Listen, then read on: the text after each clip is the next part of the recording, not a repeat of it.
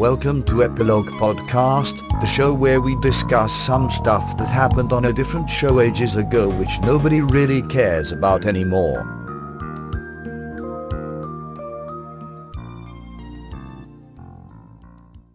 Hi, I'm Portponky. And I'm LeBloc. Today we're discussing Deep Space Nine, Season 6, Episode 13, Far Beyond the Stars. Sisko experiences life as a science fiction writer in the 1950s. How did you feel about this one? I absolutely loved it.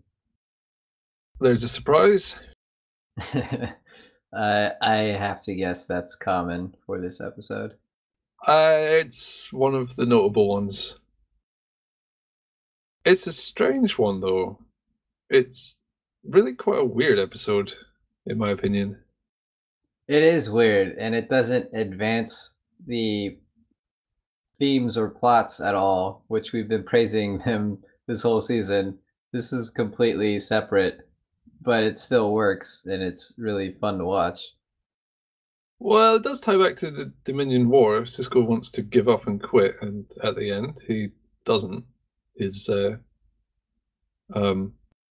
nerves have been restored. But I guess that's all a bit pointless because it was introduced and solved in this episode. I mean, I will say, obviously, this is a very good episode. Before I say things about it, I just want to make it clear. Yes, it's a good one, no doubt about that. It's just very odd. It's hard to tell where it's going.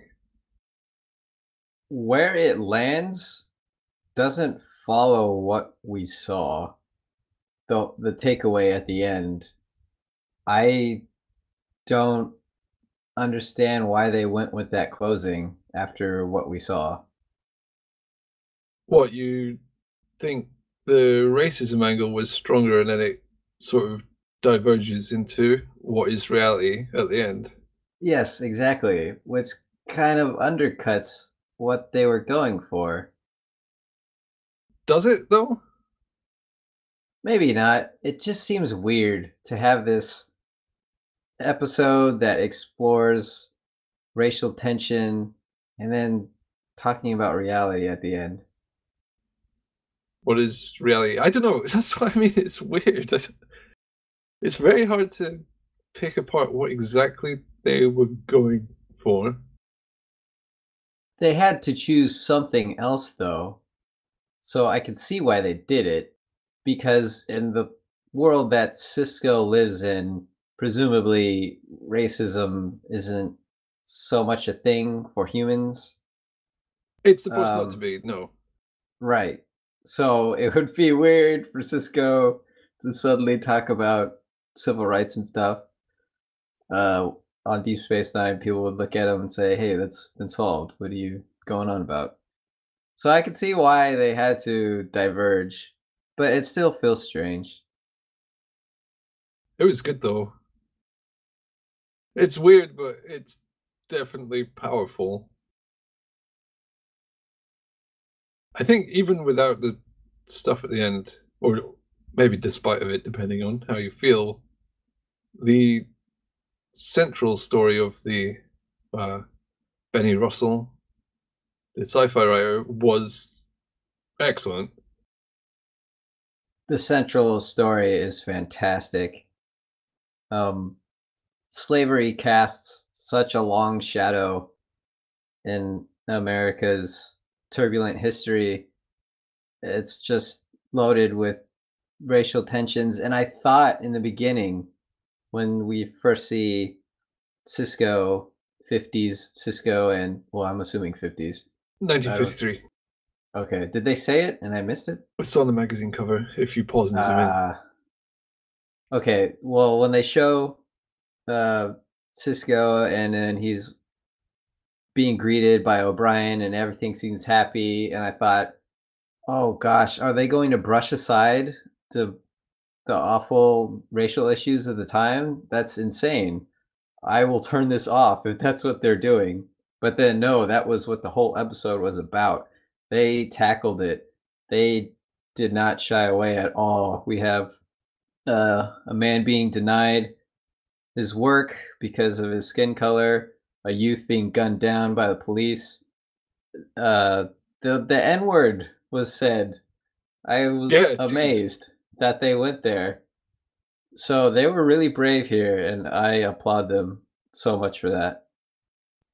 They tackled this head first and to resounding success. Cisco's breakdown, or I should say Benny Russell's breakdown at the end, is captivating. It's all amazing stuff. And then it also works as a fun little thing for fans. We get to see what these people look like outside of the makeup. They even mentioned that in the episode. That's part of the plot for the writers. We can easily look these people up now on the internet. It's not really a mystery, but that's not something I did.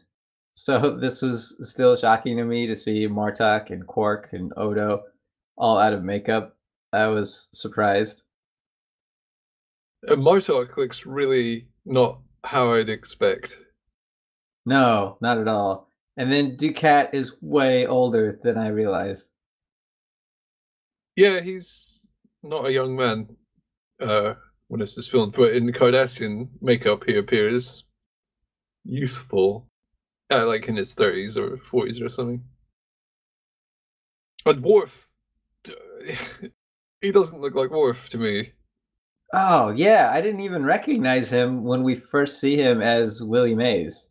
I thought, who's that guy? And then we see him again, and then I realized it was Worf. Willie Mays? Yeah, he was Willie Mays, wasn't he? Willie Hawkins. Oh. You're never thinking mind. of Billy Mays.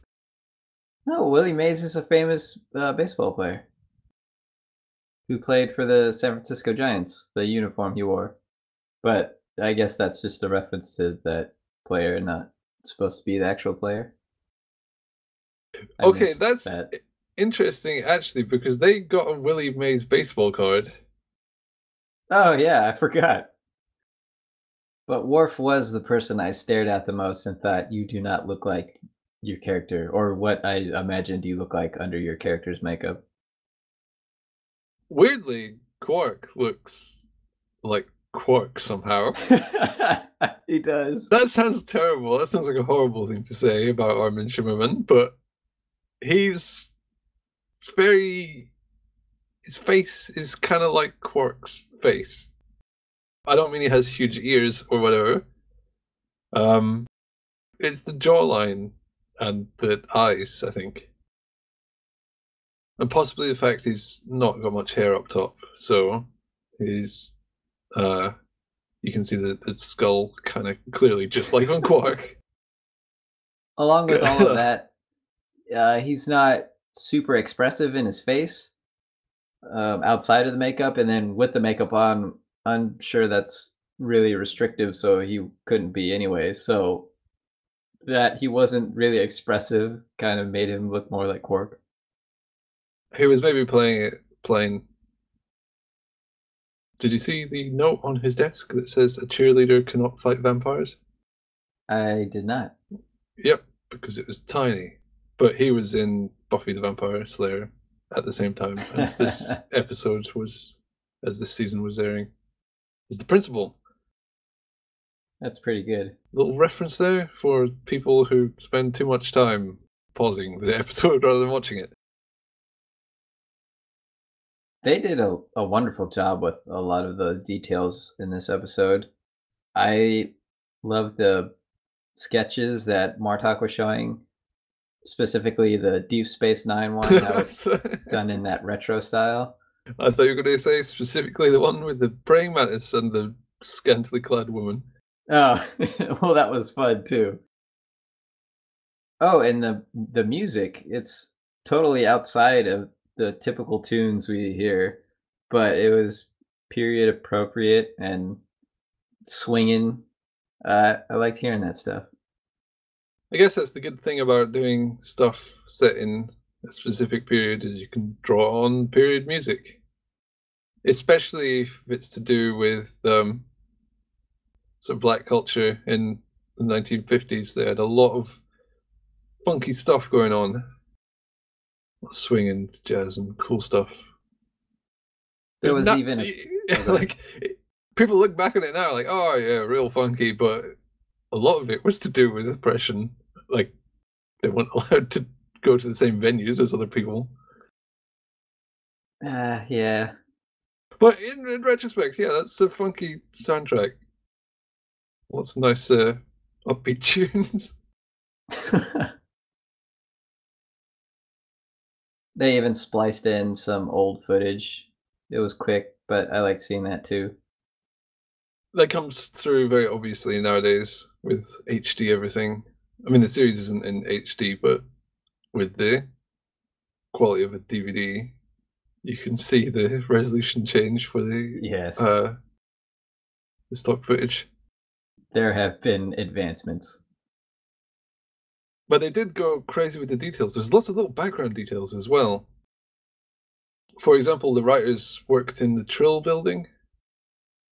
Oh, I missed that. I think there is a Brill building or something in New York. Or somewhere, that's probably wrong, but there's a famous building called the Arthur Brill building. So it was a play on words, but also the Trill are a race, so elements of Deep Space Nine are leaking into Benny Russell's life, or vice versa. Who knows?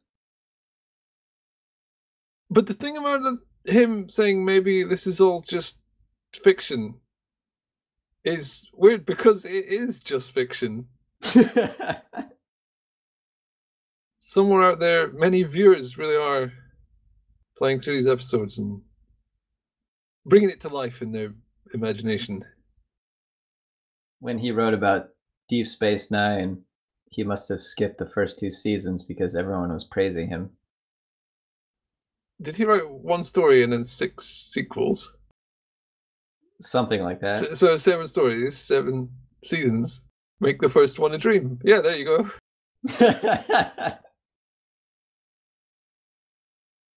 That in itself was a bit introspective when they talked about making the ending a dream. Does it cheapen it, or does it make it more poignant?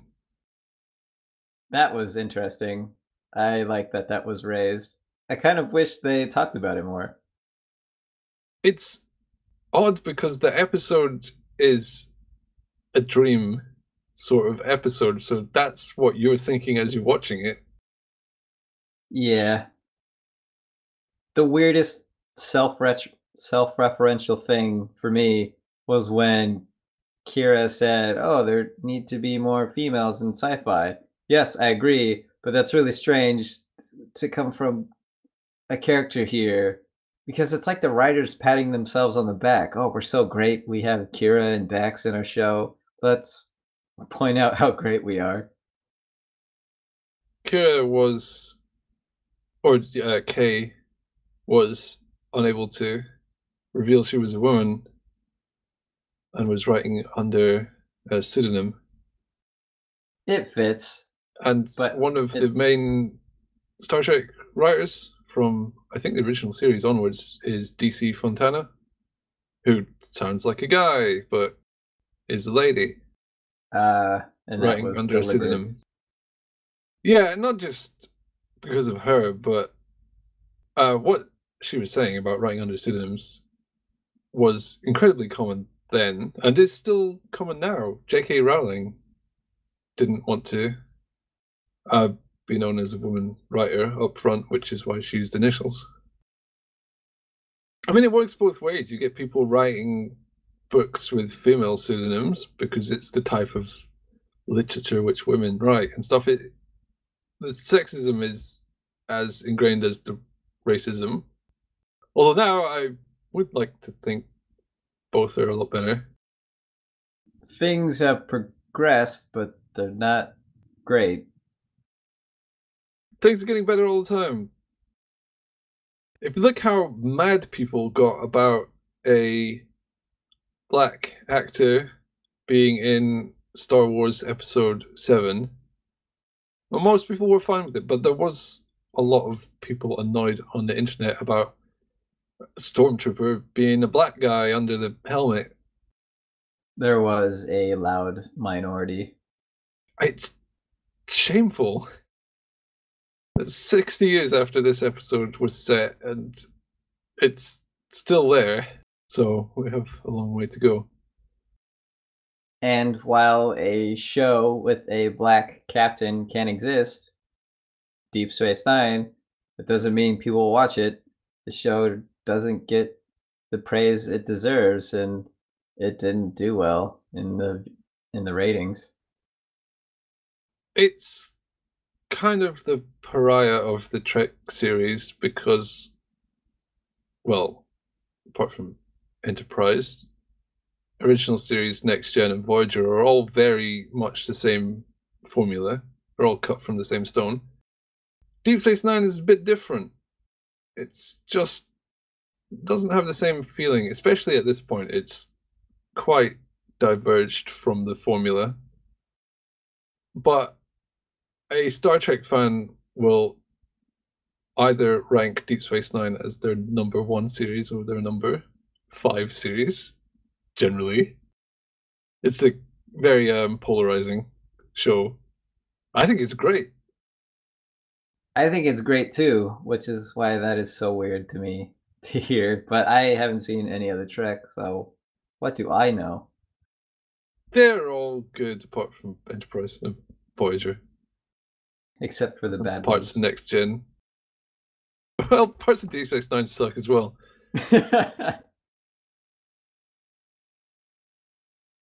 I'm glad that this episode didn't talk about the prophets overtly. Oh.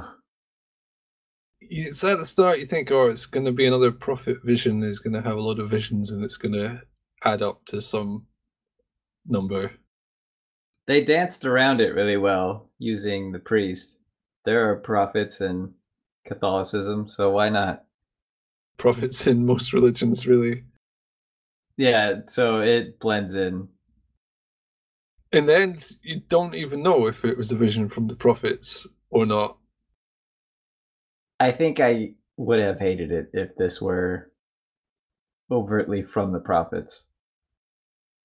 Well, maybe not. That's being harsh, but I don't like hearing that. Well, there's kind of 3 layers. There's the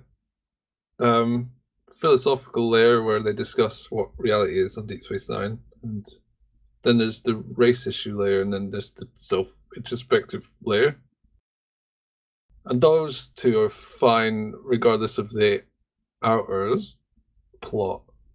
So even if they had said, oh, it's from the prophets and it means XYZ, that would have been a kind of bad way to end it, but the rest of the episode still would have been fantastic. By the time or Benny has the breakdown in the office, I think they could have written mostly anything on the end and it would have been good. Because at that point, it has your undivided attention. Yes, that's true. It's very true.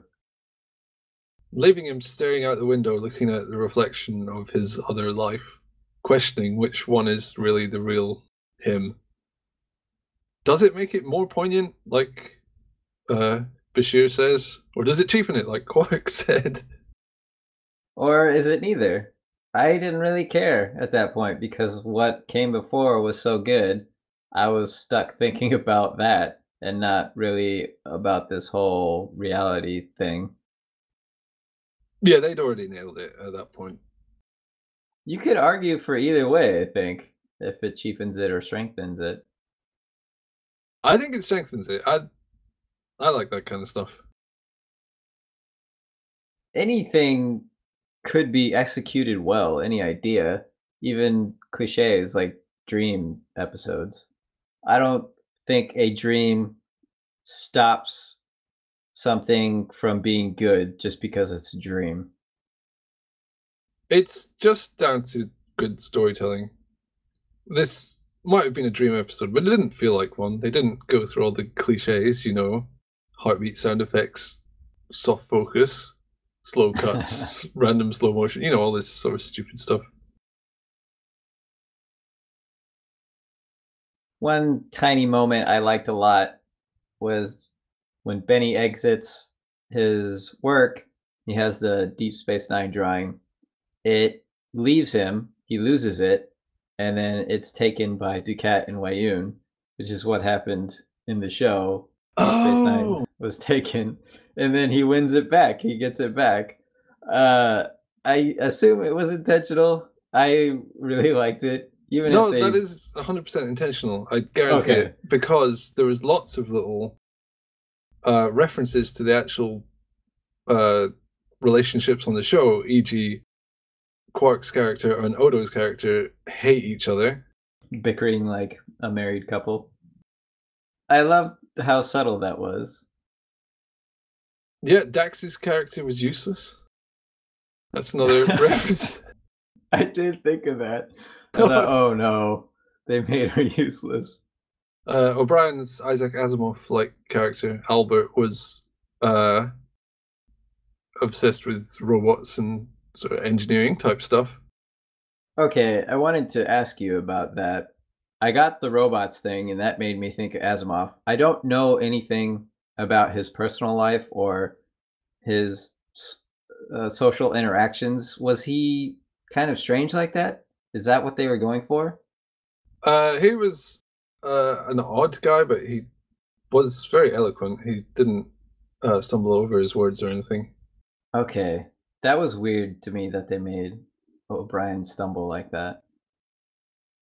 I think it's just to offset your opinion of, or your interpretation of what a writer is.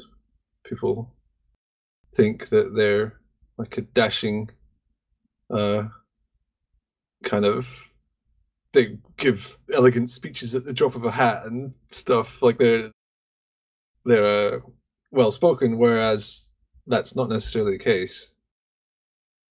Just because they're good at writing stories doesn't mean they're necessarily even good at conversational speaking. Which I'm glad they did. You're going to find different personalities in a writing room. They're all homages or kind of intended to mimic famous writers or different aspects of famous writers, but I can't remember who's who. So I don't know why I said that. Well. With that, I guess it's time to move on to quotes, where you have quite a few options to pick from. What have you selected for us today? Wishing never changed a damn thing. They had an episode where they could wish for things and they came true. Wait, they did? Yeah, if wishes were horses in season 1. It's how Sisko got his baseball. I do not remember. I think I've already blanked out season 1. Buck Buckeye follows Jake home from the holodeck. Bashir imagines a sexy Dax. Never mind. If you can't remember it, fine. Don't worry. You're not missing anything. It sounds like a benefit to me that I don't remember. Yeah, it's just when you said that quote, the first thing I thought was, well, hang on, he's experienced the situation where wishes come true, and it did benefit him. He got a baseball. Season 1 was a dream. Oh, that's a good point. So, plus Benny Russell didn't actually have memories of that. This harkens back to what Dax asked Sisko about Ducat in Waltz. Talk is big, what are you going to do about it? It does. It's easy to sit there and wish for things when you could be taking actions that make those things more likely instead. Well, yeah, Sisko said if next time he sees him, he's going to murder his face. Clean off. I have a quote, or there's one. I thought you might select it, but you didn't, so maybe I could say one. Go for it. You cannot destroy an idea. Excellent quote. It's pretty true as well. It's really hard to get rid of an idea. You gotta come up with a bigger one, basically. No, that often doesn't help at all. Generally, the only way is killing everyone who thinks it's good. And even then, that has limited success. It is true. I really like that quote because ideas can be transmitted very, very quickly. And once they're transmitted, they can stay forever in your head. And you can transmit them freely to other people. It's very difficult to extinguish one completely. Like, even Nazis are still around today. There's people that like being Nazis. So that idea is still kicking about. Even bad ideas will persist. Especially bad ideas. Well, some good stuff persists too. Well, okay, it was unfair to say especially, but I don't think bad or good helps it. If it's got an appeal, it will stick around. Human rights is a pretty good idea. And that's why most of the world has decent human rights. You know what a good idea is? Watching the next episode. Correct. Let's do it. I'm sure it will be twice as good as this one. I didn't even need to have a vision to come to that conclusion. But was it the conclusion that came to you? Yes. Okay.